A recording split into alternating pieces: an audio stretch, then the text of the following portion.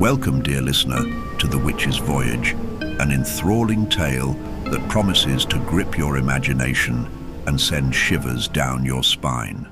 As you journey with us through the dark forests and haunted villages of what is now known as Cape Town in the 15th century, you'll uncover the chilling story of Gladys and Kelly, two witches whose sinister legacy still lingers in the shadows. Prepare yourself for a captivating adventure filled with mystery, horror, and the resilience of a village that refused to succumb to fear. Sit back, relax, and let the eerie whispers of this story transport you to a world where legends are born and nightmares come alive. Title: The Witch's Voyage. In the 15th century, the British Empire was extending its reach, colonizing many countries around the world. Within this tumultuous period lived two women, Gladys and Kelly Davis, cousins from a family with a dark secret. Known practitioners of witchcraft, they lived in constant fear as Britain brutally prosecuted those accused of witchery. Desperate and with nowhere else to turn, they sought refuge in the uncharted lands of Africa, where tales of witches were unknown and laws against their practices non-existent. One fateful morning, the cousins made their way to the bustling harbour, where ships bound for far-off lands awaited their departure. They slipped past the watchful eyes of the law enforcement officers, their hearts pounding in their chests, and hid themselves in the bowels of a ship destined for the Cape of Good Hope. For 7 days and nights, they remained concealed, surviving on non-perishable food they had packed, as the ship creaked and groaned on its journey across the sea. Upon arrival at the resting station, now known as Cape Town, the women waited for the cover of night to disembark. The landscape was a wild expanse of veld, mountains and sea, untouched by the hands of civilization. Under the cloak of darkness, they crept off the ship, their eyes wide with the possibilities of their newfound freedom. As dawn broke, Gladys and Kelly wandered through the veld, seeking shelter and sustenance. Their search led them to a group of African hunters who, though initially wary, took pity on the exhausted women. Despite the language barrier, the hunters communicated through gestures and took the cousins to their village, offering them a place to stay. The villagers welcomed them with a mixture of curiosity and caution, unaware of the true nature of their guests. Gladys and Kelly, relieved to have found sanctuary, began to explore their surroundings. The village was nestled near a dense forest, shrouded in mist and mystery. The locals spoke of spirits and strange occurrences within the forest, but the women, confident in their own dark powers, dismissed these tales as mere superstition. As days turned into weeks, Gladys and Kelly began to reveal their true selves. Under the guise of healers, they started practicing their witchcraft, casting spells and performing rituals that unsettled the villagers. The once peaceful village grew tense, with whispers of strange happenings spreading like wildfire. One moonless night, as the villagers slept, a chilling wind swept through the village. Gladys and Kelly stood at the edge of the forest, their eyes glowing with an unearthly light. They had found an ancient altar deep within the woods, a place of power that amplified their dark magic. With sinister smiles, they began a ritual to summon the spirits of the forest, hoping to bind them to their will. The ground trembled as they chanted, and the air grew thick with malevolence. Suddenly, ghostly apparitions emerged from the shadows, their wails echoing through the trees. The spirits were not to be controlled. They were vengeful entities, angered by the intrusion of the witches. The village awoke to a nightmarish scene. The spirits, drawn to the source of their summoning, wreaked havoc, destroying homes and possessing the bodies of the living. Gladys and Kelly, realizing their mistake, tried to flee, but the spirits were relentless. The villagers, driven by fear and anger, turned on the witches, believing them to be the cause of their suffering. In a desperate attempt to save themselves, Gladys and Kelly fled into the forest, pursued by both the villagers and the vengeful spirits. The trees seemed to close in around them, their branches like skeletal hands grasping at their clothes. The mist thickened, and eerie whispers filled the air, driving the women to the brink of madness. They stumbled upon the ancient altar once more, but this time it offered no sanctuary. The spirits surrounded them, their eyes burning with an otherworldly fire. In their final moments, Gladys and Kelly were forced to face the full wrath of the spirits they had tried to control. Their screams echoed through the forest as the spirits claimed them, their bodies and souls consumed by the dark forces they had unleashed. The village, now free of the witch's influence, slowly began to heal. The forest, however, remained a place of dread. The villagers spoke of the witch's fate in hushed tones, warning future generations of the dangers that lay within. And on moonless nights, the eerie whispers of Gladys and Kelly could still be heard, a chilling reminder of the price of meddling with dark forces. Thus, the tale of Gladys and Kelly Davis became a legend, a horror story passed down through the ages. Their journey to escape persecution led them to a fate far worse, forever haunting the land they sought refuge in, a testament to the enduring power of the supernatural. Gladys was 27 years old and Kelly was 33. As they started to flee the villages where they had wreaked havoc with evil spirits, they walked through thick forests, looking for other villages, and finally arrived in a village where they were not known. They began to do what they had done before, pretending to be prophets but were, in fact, witches. However, the momentum of their witchcraft was subsiding. This community was also astonished by their acts, such as walking at night with no fear. Even though they were the only non-Africans at the time, the village was eerily calm, its residents slowly falling under the sway of Gladys and Kelly. They preached of salvation and purity, their voices dripping with false benevolence. At night, they would wander the village, their pale figures barely visible under the cloak of darkness. The villagers whispered of the strange women who walked without fear, whose eyes seemed to see through the soul. The church they built stood on the edge of the village, a crude structure made of wood and thatch. Inside, the air was thick with the scent of herbs and burning incense. The women wore long, flowing robes, their faces partially hidden by hoods. They spoke in tongues, their words a twisted version of the gospel. They convinced the villagers that their rituals were holy, a path to divine cleansing. The baptisms were the most disturbing. Villagers were brought to the church, stripped of their clothes, and submerged in icy water. Gladys and Kelly would chant over them, their hands moving in intricate patterns. The concoctions they gave to induce vomiting were vile, made from a mixture of herbs and animal parts. The villagers, desperate for salvation, drank them without question. As the weeks turned into months, the church grew in power. The villagers, now loyal followers, did everything the women commanded. They brought offerings of food and livestock, believing it would bring them favor. Gladys and Kelly reveled in their control, their dark powers feeding off the villagers' fear and devotion. But something was changing. Their magic, once potent and undeniable, was waning. The spirits they had summoned in the forest seemed to be exacting a toll. Nightmares plagued their sleep, visions of their impending doom. They grew paranoid, seeing shadows where there were none, hearing whispers in the silence. The villagers, too, began to notice changes. The once vibrant and powerful women now appeared haggard and weak. The potency of their rituals diminished, and the villagers' blind devotion started to wane. Doubt spread like a contagion through the community, and murmurs of rebellion began to surface.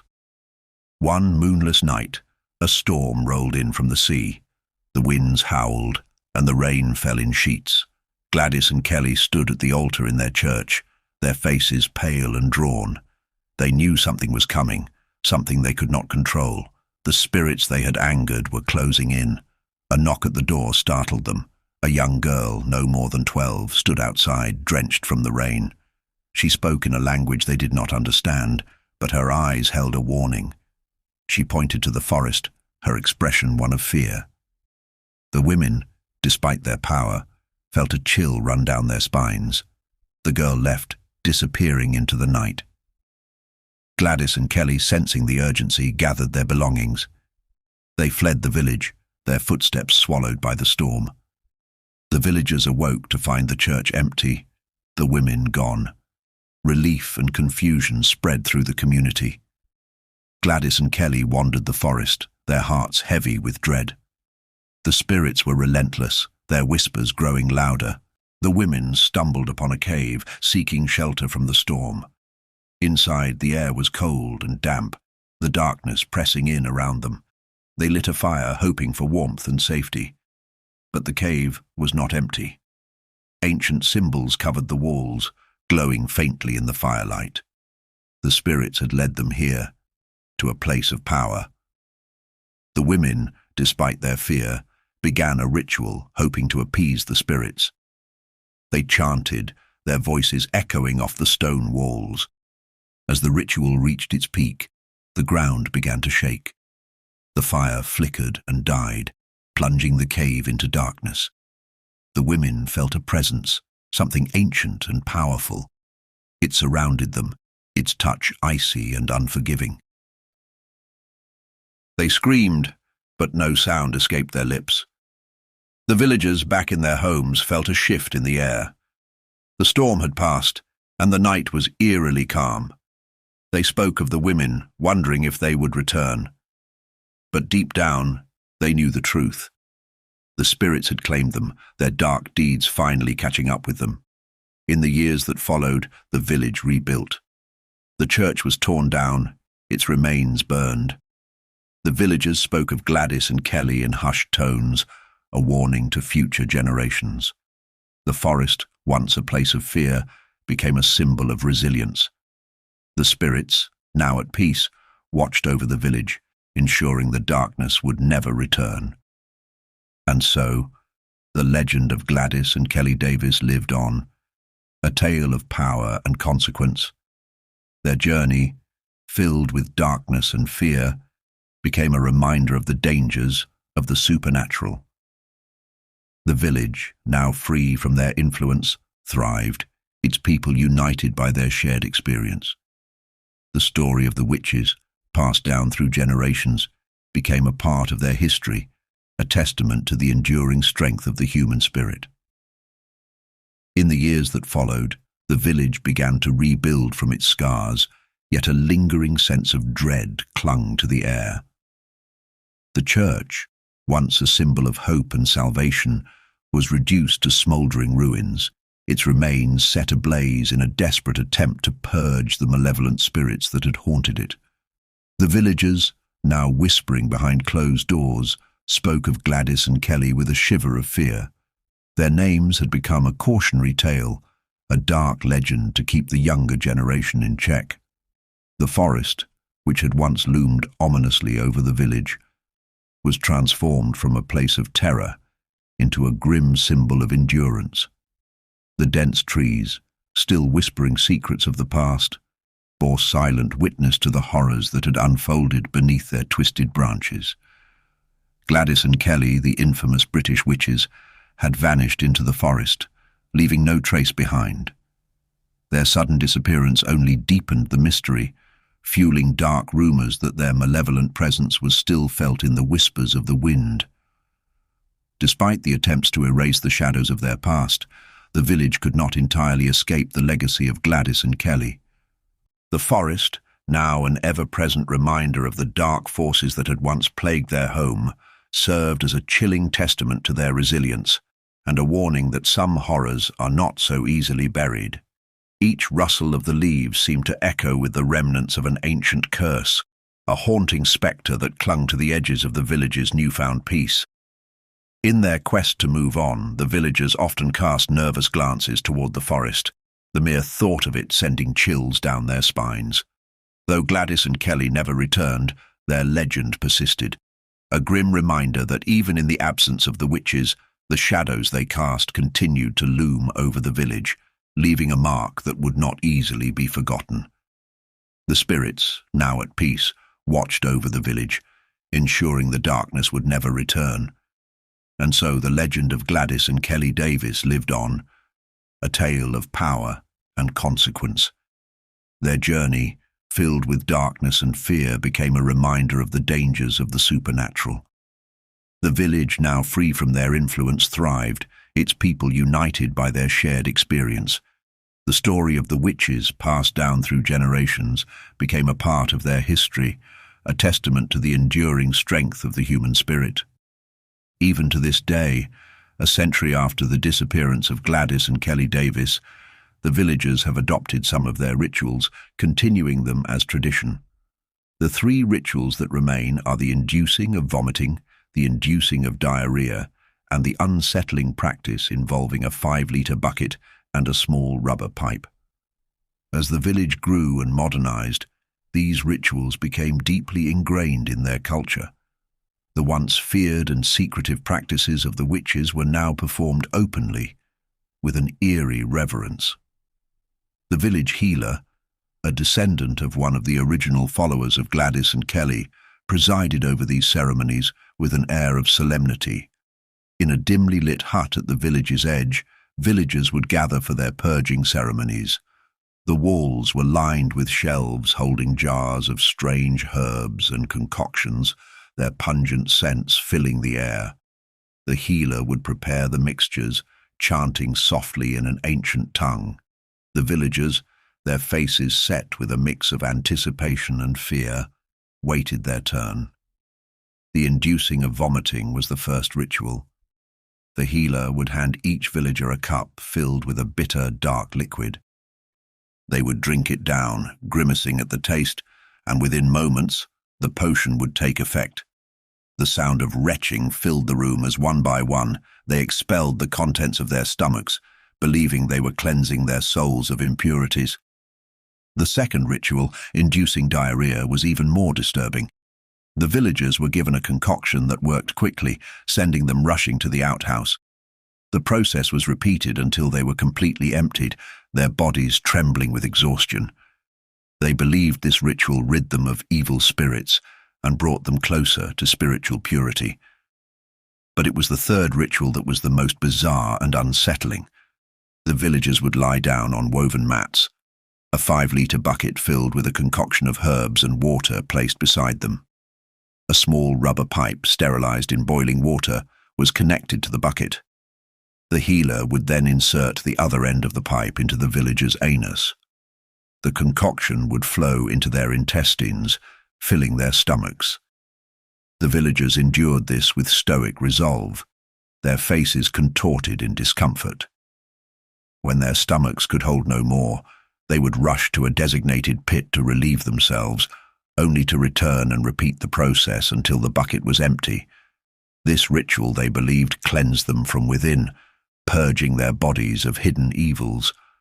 As the years passed, these rituals became less about fear and more about tradition. The villagers no longer questioned the origins of these practices, accepting them as part of their heritage. They spoke of the rituals in hushed tones, a mix of pride and superstition in their voices. Parents passed the knowledge to their children, ensuring the legacy of Gladys and Kelly lived on. But there was an undercurrent of unease that never truly faded. Some villagers reported seeing ghostly figures in the forest at night, pale women with piercing eyes. Others claimed to hear whispers on the wind, voices that spoke of doom and retribution. The village healer, now an old man, often woke from nightmares, visions of the witch's final moments haunting his sleep. One stormy night, as the wind howled through the trees, the villagers gathered for their monthly purging ceremony. The healer, his hands trembling, prepared the mixtures with care. The air was thick with tension, the storm outside mirroring the unease within the hut. As the rituals began, a sense of foreboding settled over them. Suddenly, the door to the hut burst open, and a blast of icy wind extinguished the candles. In the darkness, the villagers heard a low, guttural whisper, The healer's voice quavered as he tried to calm them, but the whisper grew louder, more insistent. The villagers clung to each other, their fear palpable. The storm raged on, and as the whisper reached a crescendo, the villagers felt a presence among them. The temperature dropped, and the air grew heavy. The healer, his face ashen, realized the spirits of Gladys and Kelly had returned, drawn by the continued practice of their dark rituals. In a final act of desperation, the healer raised his arms and began to chant, invoking the spirits for mercy. The villagers joined in, their voices a trembling chorus. The presence seemed to pause, the whispering subsiding. For a moment the hut was silent except for the sound of the storm outside. Then, just as suddenly as it began, the presence vanished. The candles flickered back to life, and the warmth returned to the room. The villagers, shaken but unharmed, looked at each other with a mixture of relief and fear. They knew the spirits had been appeased for now, but the legacy of Gladys and Kelly Davis would never truly leave them. And so the rituals continued, a chilling reminder of the village's haunted past. The story of the witches lived on, a testament to the enduring power of fear and tradition. The villagers, bound by their shared history, carried on, knowing that the spirits watched over them, their influence never far away. As the years turned into decades, the village began to change. Education became more accessible, and the villagers started to see the world beyond their secluded community. The younger generation, curious and eager to learn, brought new ideas and knowledge back from the cities. Medical advancements and modern science began to overshadow the old ways, and the villagers started to question the rituals that had defined their lives for so long. Despite the growing belief in modern medicine, the government never saw the need to draft a law against the ancient rituals. There was no evidence of harm, and many still viewed them as an integral part of their heritage. As long as the people believed these traditions were part of their culture, they were allowed to continue. Yet a shift was happening. The village healer, now an elderly woman named Nandi, saw the writing on the wall. She had been trained in both the old ways and modern medicine, understanding the importance of blending tradition with progress. Nandi began to educate the villagers, explaining the benefits of medical science while respecting their ancestral practices. One evening, as a storm brewed on the horizon, Nandi called a village meeting. The community gathered in the old church, its walls still echoing with the memories of Gladys and Kelly Davis. Nandi stood before them, her voice calm and reassuring. "Brothers and sisters," she began, "we have followed the ways of our ancestors for many years, but the world is changing, and we must change with it. Education and democracy offer us new paths, new ways to ensure the health and well-being of our people." The villagers listened, their faces a mix of skepticism and curiosity. Nandi continued, "The rituals of inducing vomiting and diarrhea were meant to cleanse us, but we now know that there are safer, more effective ways to stay healthy. Our traditions do not have to disappear, but they can evolve."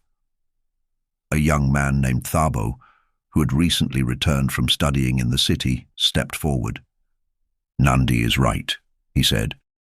"We can honor our past while embracing the future. We can teach our children the stories of our ancestors and also the knowledge of science." The villagers murmured in agreement, the seeds of change taking root.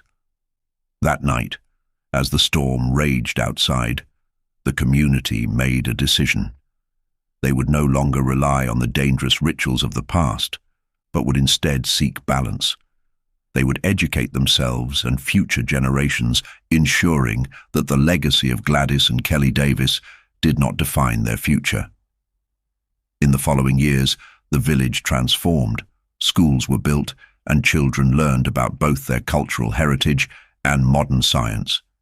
Medical clinics were established, providing safe and effective treatments. The rituals of purging became symbolic acts, reminders of the past, rather than practices of the present. Yet the spirits of Gladys and Kelly Davis did not disappear entirely. They lingered in the shadows, watching as the village moved forward. The villagers, aware of their presence, performed small ceremonies to honor their memory, acknowledging the darkness that had once been part of their lives. 100 years after the disappearance of the witches, the village stood as a testament to resilience and progress. The old church, now a community center, housed both historical artifacts and modern technology. The villagers spoke of the past with respect and caution, understanding the lessons learned from their ancestors. On the anniversary of the witches' departure, the village held a celebration. They gathered around a bonfire, sharing stories of the old ways and the new. Nandi, now a revered elder, watched with pride as her people embraced both tradition and innovation. As the fire crackled and the night grew darker, a sense of peace settled over the village. The spirits of Gladys and Kelly, once harbingers of fear, seemed to fade into the night, their power diminished by the light of knowledge and hope. The villagers, united by their journey, looked to the future with confidence. And so, the tale of Gladys and Kelly Davis came to an end, a story of darkness and redemption. The village, forever changed, thrived in the new world of education and democracy, carrying the lessons of the past into a brighter future.